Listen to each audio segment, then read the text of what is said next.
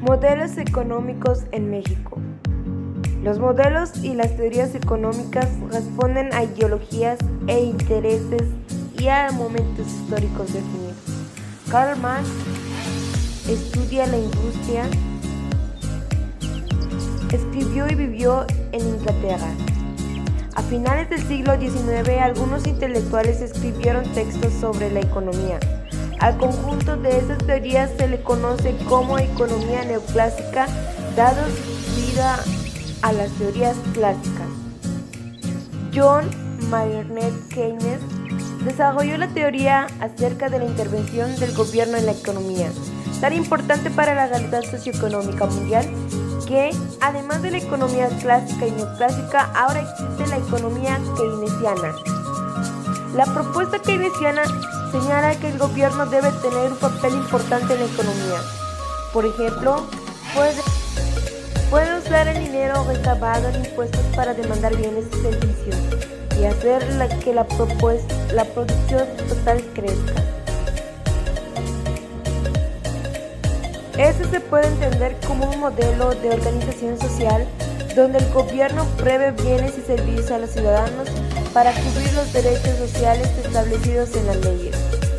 Los servicios básicos deben garantizarse, además de la educación, la seguridad, etc. El gobierno recauda impuestos y los usa para intervenir la economía y el consumo de los ciudadanos. No solo toma el papel de proveedor de servicios públicos, puede ser productor de bienes y de allí proviene la idea de empresas públicas.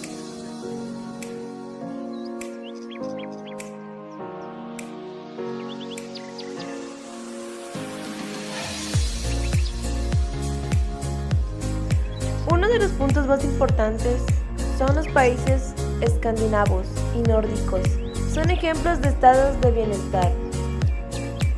En México, durante el periodo presidencial de Lázaro Cárdenas, se implementaron algunas de las ideas del Estado benefactor y el gobierno tuvo un papel más activo en la economía. Durante el cardenismo, la expropiación tuvieron vital importancia. Realizó el reparto agrario más grande en el país. Para ello impulsó una reforma mediante la cual las tierras que pertenecían al Estado y a los grandes propietarios fueron integrados a los campesinos en forma de ejidos. Estas tierras les fueron prestadas a las comunidades de campesinos, que podían disfrutar y aprovechar las tierras siempre y cuando no las vendieran. La expropiación petrolera fue a cargo de Cárdenas. Optó por nacionalizar el petróleo y a las distintas compañías que se encargaban de su extracción, como Pemex. Un factor igual beneficiador es el desarrollo estabilizador. Cuando un país exporta e importa la misma cantidad de bienes y servicios, se decide que tiene una balanza comercial equilibrada. En el mundo actual, el comercio internacional es un fenómeno tan cotidiano que sería casi imposible encontrar países que importen la misma cantidad de productos en los que se exportan. Los países se encuentran en situación de superávit cuando exportan más de lo que importan, y el déficit cuando importan más lo que exportan. La búsqueda de un equilibrio comercial se relaciona con el intento de mediar los periodos de déficit con los superávit, más que con buscar que las importaciones sean equivalentes a las exposiciones. Medidas políticas. La inestabilidad política y social que existía en el México de los principios de los 70 era la preocupación más importante para el presidente en turno. Las tensiones entre el gobierno y los jóvenes estudiantes estaban quizás en su punto máximo, dado que además de los lamentablemente hechos de 1968, el 10 de junio de 1971 ocurrió otro suceso trágico, la matanza. crisis y agotamiento de los modelos. No cabe duda que en la década de los 70 el crecimiento económico fue acelerado, llegaba en algunos años sobrepasar el 8% anual. Sin embargo, el PIB no es el único indicador macroeconómico que se debe observar. Además, la fragmentación y el descontento social son muestras claras que en México de finales de los 70 estaba al borde de la crisis. Si bien la población parecía no mostrar su descontento, dado el temor que se repitiera la precisión por parte del gobierno como en 1968 y 1971. Insatisfacción era evidente. El gobierno sentía el poder de aumentar de nuevo el gasto público, dado que una bonanza en el sector petrolero, nuevos yacimientos mexicanos y precios que continuaban al alza después de muchos años. Cuando una persona pide dinero prestado, el banco elige la tasa de interés, que cobrará de la misma manera. Las agentes extranjeras que prestaban dinero a México decidían la tasa de interés que se acordaba. La historia de los precios del petróleo está marcada por subidas continuas, descensos, recuperaciones, etc. Creer que el precio del cual no será constante puede traer descompensaciones graves, tal y como la muestra de la historia. Muchos inversores comenzaron a salir del país y los creadores de México exigían el pago de la deuda. A la par de esto, la inflación comenzaba a ser cada vez mayor.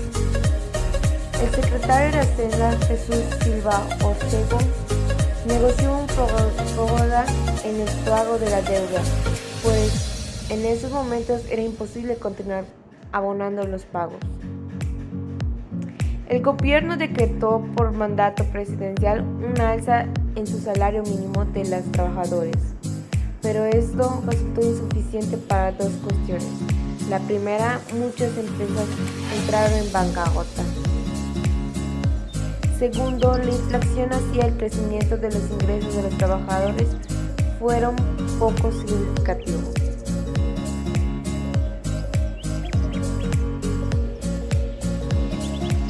El impacto social. La crisis económica siempre tenía un efecto en la sociedad. Si no hay incremento en la producción, es difícil que todos los ciudadanos tengan empleados dignos. Si hay mucha inflación, las monedas y los billetes de las personas cada vez pueden comprar menos cosas, etc. No cuesta difícil entender que tras el deterioro de la estructura económica de México durante los años 70, las condiciones de vida de las personas también sufrieron cambios. El entorno social no era mejor en el inicio de la década. Los obreros y los campesinos fueron responsables de gran parte del crecimiento económico ocurrido durante el desarrollo estabilizador. A pesar de sus ingresos, seguían siendo los mismos, mientras que la riqueza de algunos sectores de la población había aumentado. Por otra parte, los jóvenes se sentían desentendidos e incluso violentados por depresión constante del gobierno en otros de sus movimientos. Eran pocas las personas que estaban conformes con la realidad nacional.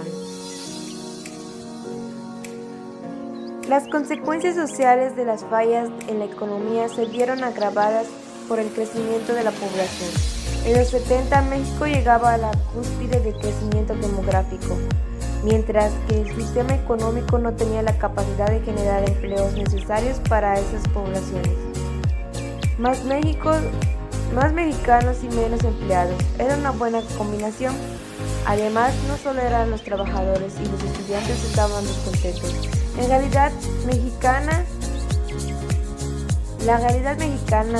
los empresarios comenzaron a tener recelo ante el crecimiento del papel del gobierno en la economía.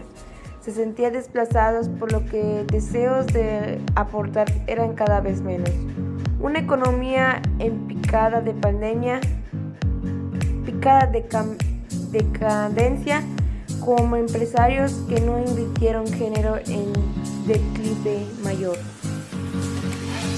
Algunos descubrimientos de petróleo y un aumento de los precios del crudo a finales de la década de los 70 hicieron que el gobierno preocupara no aumentar aún más el gasto público e intentar sostener la ya insaldable situación.